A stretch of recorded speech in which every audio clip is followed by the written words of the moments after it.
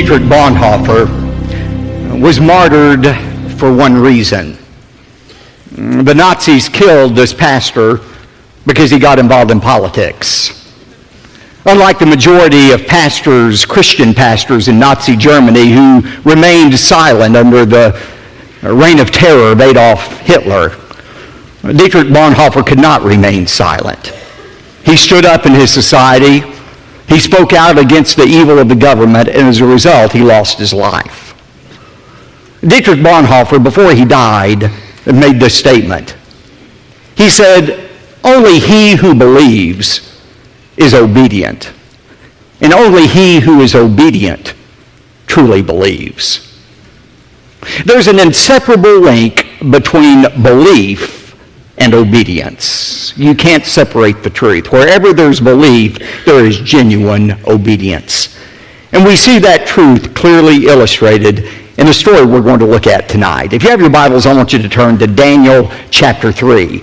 God gave Daniel the ability, remember, to interpret the dream of the evil king Nebuchadnezzar. And when Daniel recounted the dream and explained it to Nebuchadnezzar, remember Nebuchadnezzar's response? He fell down. He worshiped the God of Daniel, the Yahweh, the true God. And not only that, he elevated Daniel and his friends, Shadrach, Meshach, and Abednego, to places of prominence, of rulership in the Babylonian country. Now that was his first response, to worship God. But then in tonight's story, which takes place shortly after chapter 2, we see Nebuchadnezzar having a more humanistic response to this vision, a vision that said basically, Nebuchadnezzar, your days are numbered as king of Babylon. Babylon is going to cease. You're going to cease to exist. There's another kingdom coming after you. And notice Nebuchadnezzar's reaction to the truth that his kingdom would one day come to an end. We find it in verse 1 of chapter 3. Now Nebuchadnezzar, the king, made an image of gold, the height of which was 60 cubits. A cubit is about 1.5 feet. So it was a statue 90 feet high. Its width was 6 cubits, or 9 feet. And he set it up on the plain of Dura in the province of Babylon. As Nebuchadnezzar thought about this dream and thought about the end of his kingdom, he said, you know what? I'm going to do whatever I can to prevent the end of my kingdom. I'm going to take matters into my own hands. I'm going to see if I cannot somehow thwart the sovereign will of God. And Nebuchadnezzar's motivation in this was not religious or spiritual. He didn't want people to worship him as God. Instead, he wanted their political loyalty. He wanted people to bow down, kind of like saluting the flag, and pledge their allegiance to Nebuchadnezzar. That way, Nebuchadnezzar thought he could make sure that there was no rebellion against him that would cause him to lose the kingdom. Now, it's said that this statue, 90 feet high, 9 feet wide, was set up on the plain of Dura. Notice that in verse 1, the plain of Dura. Archaeologists have determined that this plain of Dura was 6 miles south of ancient Babylon. We were talking about archaeological evidence for the veracity of the Bible this morning. Some years ago, French archaeologist Julius Aupert found on the plain of Dura a base, a large brick construction that was 45 square feet and 20 feet high that very well could have been the base of this great statue that was made of Nebuchadnezzar. Now, again, the reason for this statue was not spiritual but political. Look at verse 2. Then Nebuchadnezzar, the king, sent word to assemble the officials of Babylon, that is, the satraps. They were kind of like city council members who governed over different provinces of Babylon. The prefects, the governors, the counselors. He brought them all up for the dedication of the image that Nebuchadnezzar had set up. And look at verses 4 and 6. Then the herald loudly proclaimed, "To you the command is given, O people, nations, and men of every language, that at the moment you hear the sound of the horn, the flute, the lyre, the trigon, the psaltery, the bagpipe, and all kind of music, you are to fall down and worship the golden image that Nebuchadnezzar the king has set up. But whoever does not fall down and worship shall immediately be cast into the midst of a blazing furnace." Now, verse 7. We find that the music is sounded. All of the instruments play. When the music starts, that's the cue for everyone to fall down and worship the image. And sure enough, verse 7 says, all fell down and worshiped the golden image that Nebuchadnezzar had set up. All except three. We'll find out those three in just a moment. But just imagine the scene. You have hundreds of thousands of people, perhaps, on the plain of Jura. You have this mighty image that is set up. The instructions have been given. The music plays. Everybody immediately bows down. Only three people remain standing. Can't you hear the people who are bowed down looking up saying, psst, psst, down, down, down? But they wouldn't bow down before this image that had been set up. So notice the accusation that's made against these three in verse 8. For this reason, at that time, certain Chaldeans, that is, part of the king's court, these people who lived in southern Babylon, came forward and brought charges against the Jews, these three Jews who refused to bow down. Look at verses 10 to 12, what the charges were. They reminded in verses 10 and 11 Nebuchadnezzar of what he had ordered, and then look at verse 12. Here's the charge. This is what they said to Nebuchadnezzar.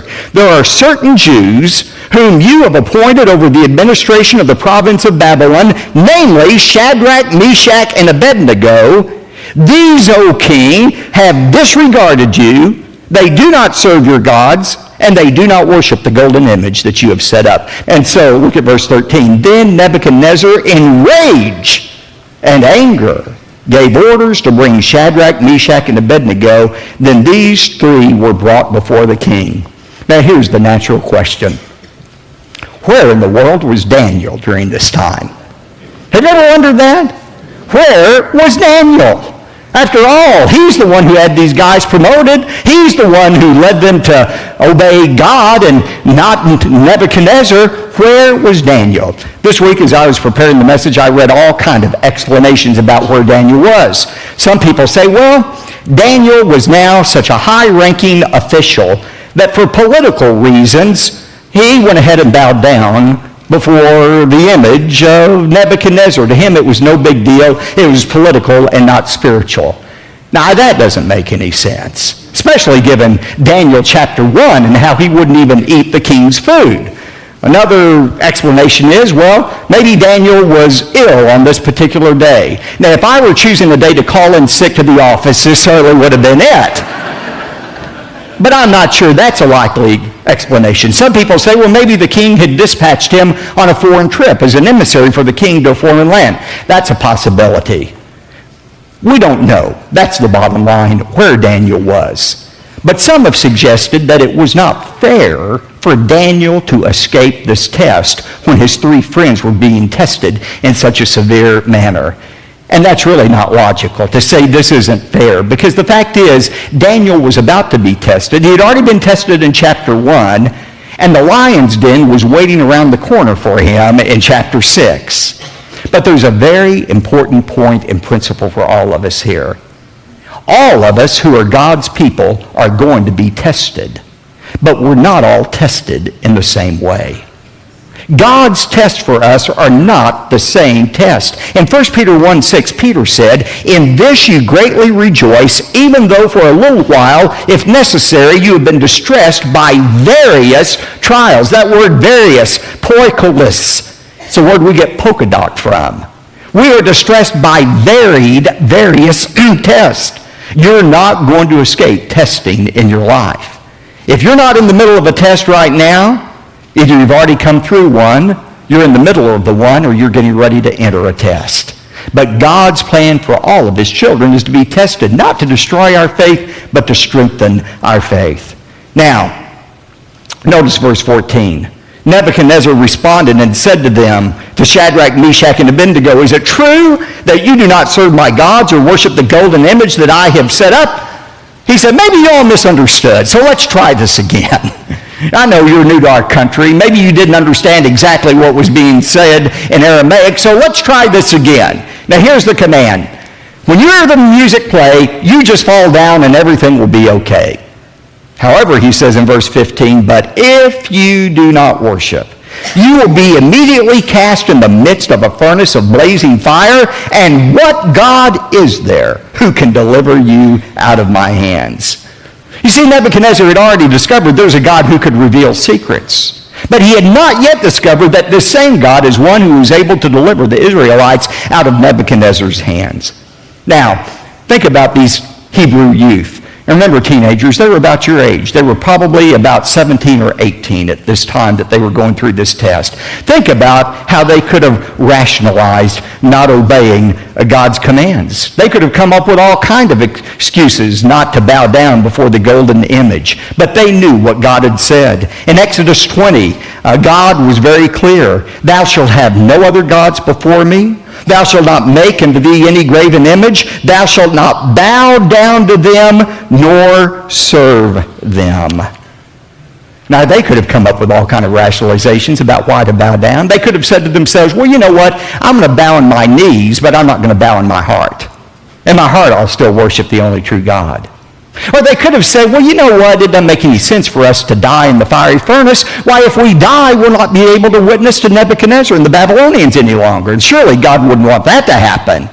They could have come up with all kinds of excuses for reasons not to obey God's command and bow down before the golden image. But notice what they said instead. Verses 16 to 18. These are some of my favorite verses in all of the Bible. Look at what they said to Nebuchadnezzar. They said in verse 16, O Nebuchadnezzar, we don't even need to give you an answer concerning this matter. If it be so, our God whom we serve is able to deliver us from the furnace of blazing fire, and he will deliver us out of your hand, O king. But underline this for verse 18, but even if he does not, let it be known to you, O king, that we are not going to serve your gods or worship the golden image that you have set up. Now that's what you call faith.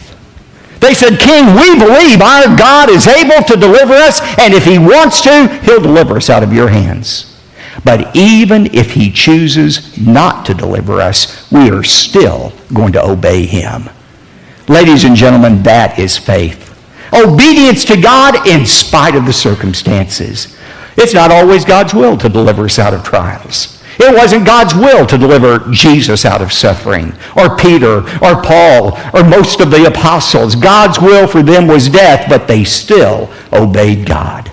This is the perfect demonstration of what true faith is, obeying God regardless of what he does. Now look at verse 19, the execution of the sentence. Then Nebuchadnezzar was filled with wrath, and his facial expression was altered toward Shadrach, Meshach, and Abednego. His face was just contorted. He was so angry. And he answered by giving orders to heat the furnace 7 times more than it was usually heated. The Aramaic here means Nebuchadnezzar was as angry as he could have been under the circumstances. And his anger, like anger always does, caused him to do something very irrational. You know, when you're angry, you are literally out of your mind.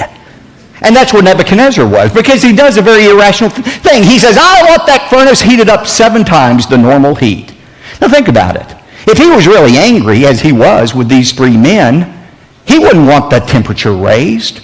He'd let it stay at the normal temperature so that they would suffer as long as possible in that furnace instead of being consumed immediately by it being 7 times hotter than it usually was. But Nebuchadnezzar wasn't rational. One commentator said Nebuchadnezzar's furnace was hot, but he himself got hotter. And when a man gets full of fury, he gets full of folly. Great words. Look at verse 21. Then these 3 men were tied up in their trousers, their coats, their caps, and their other clothes, and they were cast in the midst of the furnace of blazing fire. For this reason, because of the king's command was urgent and the furnace had been made extremely hot, the flame of the fire slew those men who carried up Shadrach, Meshach, and Abednego. But these 3 men, Shadrach, Meshach, and Abednego, fell into the midst of the furnace of blazing fire, still tied up. Now look at God's miraculous delivery in verse 24. Then Nebuchadnezzar the king was astounded, and he stood up. Now apparently they had placed a chair for Nebuchadnezzar to sit in once the furnace door had been shut, and he was able to look in to see these 3 men. And when he looked into that blazing fire, he was so astounded by what he saw, he immediately stood up. And he said to his high officials, was it not 3 men we bound into the midst of the fire? They replied to him, certainly, O king. Verse 25, he said, look, I see men loosed, 4 of them, walking about in the midst of the fire without harm, and the appearance of the 4th is like a son of the gods. Three things amazed Nebuchadnezzar. First of all, these men who had been tied up were suddenly now free. Secondly, they were walking around without being consumed by the fire. But most importantly, there were no longer three men in there. There was a fourth man in there. And that fourth person they saw looked like a son of God. Who was that fourth person in there? I believe it was the angel of the Lord. Anytime in the Old Testament you read about the angel of the Lord, that is a reference to the Lord Jesus Christ. The incarnate, pre-incarnate appearance of Jesus Christ.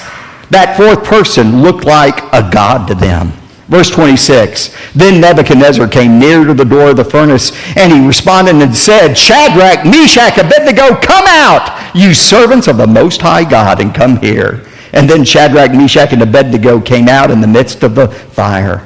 He wanted them out of the furnace. He called them servants of the Most High God. And look at verse 27. All of the officials gathered around and saw in regard to these men that the fire had no effect on their bodies. Not even a hair of their head had been singed, nor were their trousers damaged, nor had the smell of fire even come upon them. They didn't even reek of smoke after being in that furnace. In verse 28, look at Nebuchadnezzar's response. He said, blessed be the God of Shadrach, Meshach, and Abednego, who has sent his angel and delivered his servants who put their trust in him, violating the king's command. And he yielded up their bodies so that not to serve or worship any god except their own God. And as we'll see in a moment, this was not, and we'll see this more next time, this was not a conversion experience for Nebuchadnezzar. That would come in chapter 4. Nevertheless, there was still a command here that was given in verse 29. Nebuchadnezzar says, therefore I make a decree that any people, nation, or tongue that speaks anything offensive about the God of Shadrach, Meshach, and Abednego shall be torn limb from limb and their houses reduced to rubbish heap, inasmuch as there is no other God who is able to deliver in this way. Now notice, Nebuchadnezzar did not denounce all other gods. He simply recognized that the God of these three Hebrew youth was a legitimate God, and in fact, he was a superior God to any other God he knew of, because this was a God that was able to deliver these Hebrews out of Nebuchadnezzar's hands. Now, as impressive as a comment that is, God is not impressed by it. See, God is not content to be named among other gods. God is not impressed when we say, oh, I believe in the God of heaven, the God of the Bible, but I believe in other gods as well. I'm saying this often right now as I go around our country. What we call plurality in our country, the worship of many gods, what we celebrate as tolerance and plurality, God has another name for. It's idolatry. The First Amendment of our Constitution has not replaced the First Commandment of God. God said, you shall have no other gods before me. God commands our exclusive worship. He has no tolerance for any false gods or any false idols. And by the way, a false idol, a false god doesn't have to be a wooden statue. As I heard my friend David Jeremiah say today, we have American idols as well. Those American idols sometimes are money. We bow down before money. We worship money. Sometimes it's pleasure, entertainment. Sometimes it's sports. Sometimes it's scholastic achievements. But God is a jealous God. He said, you worship me exclusively. That's the kind of worship our God demands. Now, why is this story important? It's important for three significant reasons. First of all, this story sets the stage for Nebuchadnezzar's conversion in the most dramatic way we're going to see next time. But secondly, this story foreshadows God's protection of Israel. Just as God protected Shadrach, Meshach, and Abednego from the fiery furnace, so God would supernaturally protect Israel during these 70 years of captivity in Babylon. And God will continue to protect his people until the end of time. I was in New York this past week.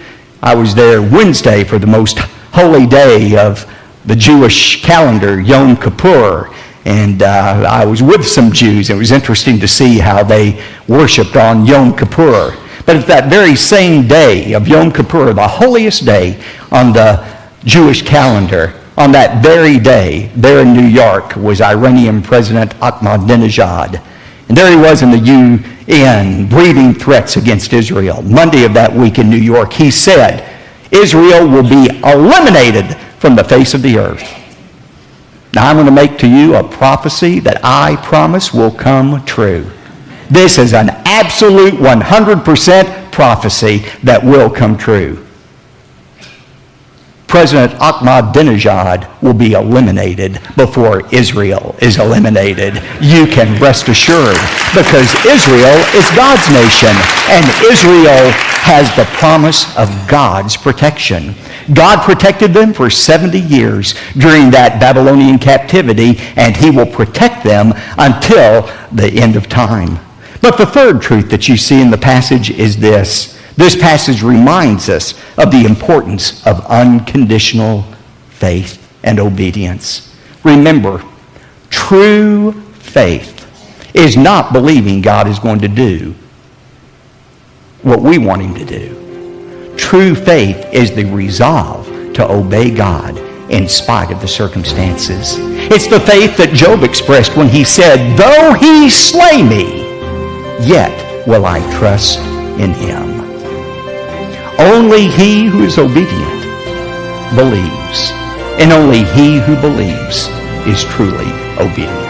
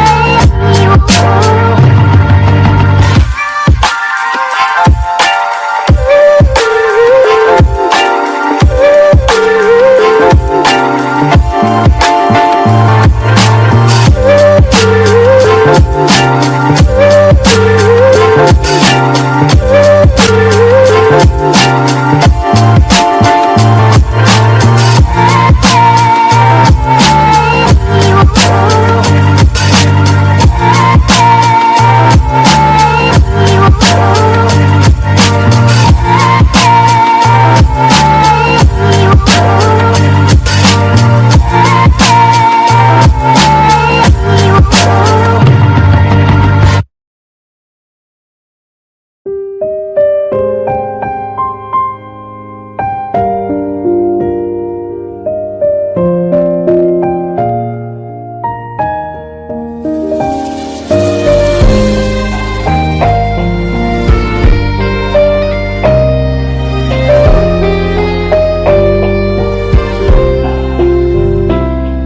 tình cảm khó nói phải không em? Chuyện tình yêu đâu biết được ngày mai. Rồi hôm nay em bên ai, nhìn em khóc trên vai. Thôi hãy quên đi, về với em hiện tại. Anh còn nhớ về ngày ta còn đắm say. Anh vẫn nhớ về người bên anh khi ấy. Em đã quên rồi câu hứa yêu trọn đời. Em bỏ anh rồi, em vui tình nhân mới. Cuộc tình này đã khác rồi, mình kết thúc em ơi. Chuyện tình này đã chết rồi, còn tiếc chi em ơi. Một lần em gian dối rồi, còn cố yêu không vui. Một lần em đã phản bội, làm vết thương chưa nguôi. Thì anh vẫn sẽ mỉm cười, người khác làm em vui.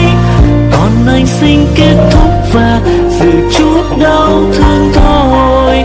Ở nơi xa luôn nhớ về một mối duyên tình phai. Đường em đi nay khác rồi, còn mỗi anh đơn côi. Đường em đi nay đã khác rồi, còn riêng anh mãi đứng đơn côi.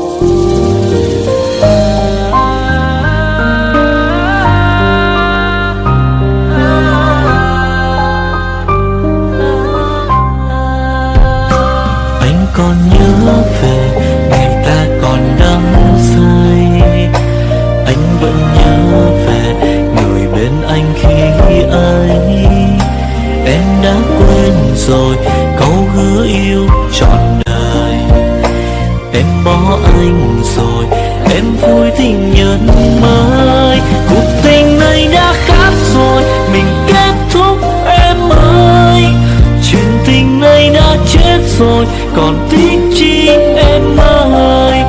Một lần em gian dối rồi, còn cố yêu không vui. Một lần em đã phản bội, làm vết thương chưa nguôi. Thì anh vẫn sẽ mỉm cười, người khác làm em vui. Còn anh xin kết thúc và giữ chút đau thương thôi. Ở nơi xa luôn nhớ về một mối duyên tình phai. Đường em đi nay khác rồi, còn mỗi anh đơn côi. Cuộc tình này đã khác rồi, mình kết thúc em ơi. Chuyện tình này đã chết rồi, còn tiếc chi em ơi. Một lần em gian dối rồi, còn cố yêu đâu vui.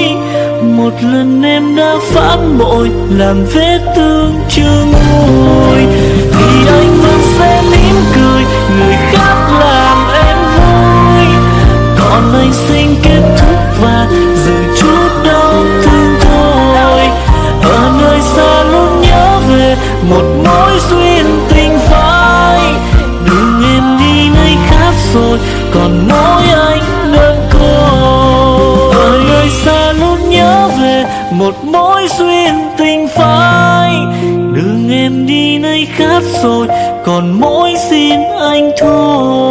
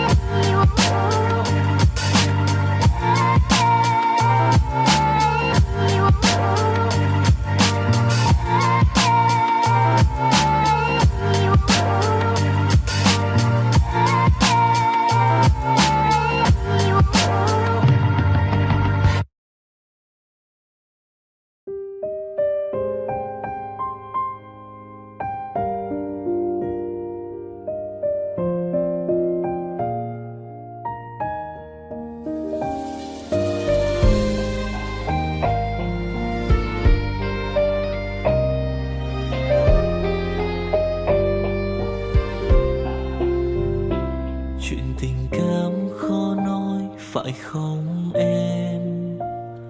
Chuyện tình yêu đâu biết được ngày mai. Rồi hôm nay em bên ai, nhìn em khóc trên vai. Thôi hãy quên đi, về với em hiện tại. Anh còn nhớ về ngày ta còn đắm say. Anh vẫn nhớ về người bên anh khi ấy. Em đã quên rồi câu hứa yêu trọn đời. Em bỏ anh rồi, em vui tình nhân mới. Cuộc tình này đã khác rồi, mình kết thúc em ơi. Chuyện tình này đã chết rồi, còn tiếc chi em ơi. Một lần em gian dối rồi, còn cố yêu không vui. Một lần em đã phản bội, làm vết thương chưa nguôi.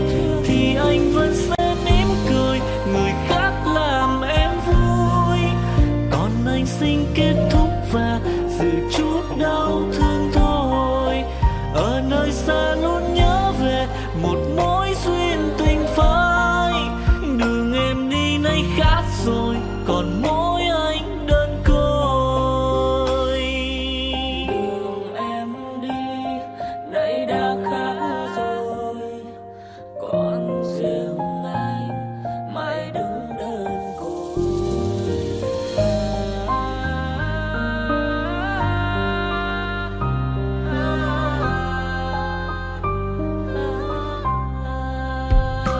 Anh còn nhớ về ngày ta còn đắm say. Anh vẫn nhớ về người bên anh khi ấy. Em đã quên rồi câu hứa yêu trọn đời. Em bỏ anh rồi, em vui tình nhân mới. Cuộc tình này đã khác rồi, mình kết thúc em ơi. Chuyện tình này đã chết rồi, còn tiếc chi em ơi. Một lần em gian dối rồi, còn cố yêu không vui. Một lần em đã phản bội, làm vết thương chưa nguôi. Thì anh vẫn sẽ mỉm cười, người khác làm em vui. Còn anh xin kết thúc và giữ chút đau thương thôi. Ở nơi xa luôn nhớ về một mối duyên tình phai. Đường em đi nay khác rồi, còn mỗi anh đơn côi. Cuộc tình này đã khác rồi, mình kết thúc em ơi. Chuyện tình này đã chết rồi, còn tiếc chi em ơi. Một lần em gian dối rồi, còn cố yêu đâu vui. Một lần em đã phản bội, làm vết thương chưa nguôi. Thì anh vẫn sẽ mỉm cười, người khác làm em vui. Còn anh xin kết thúc và giữ chút đau thương thôi. Ở nơi xa luôn nhớ về một mối duyên tình phai. Đường em đi nay khác rồi, còn mỗi anh đơn côi. Ở nơi xa luôn nhớ về một mối duyên tình phai. Đường em đi nay khác rồi, còn mỗi xin anh thôi.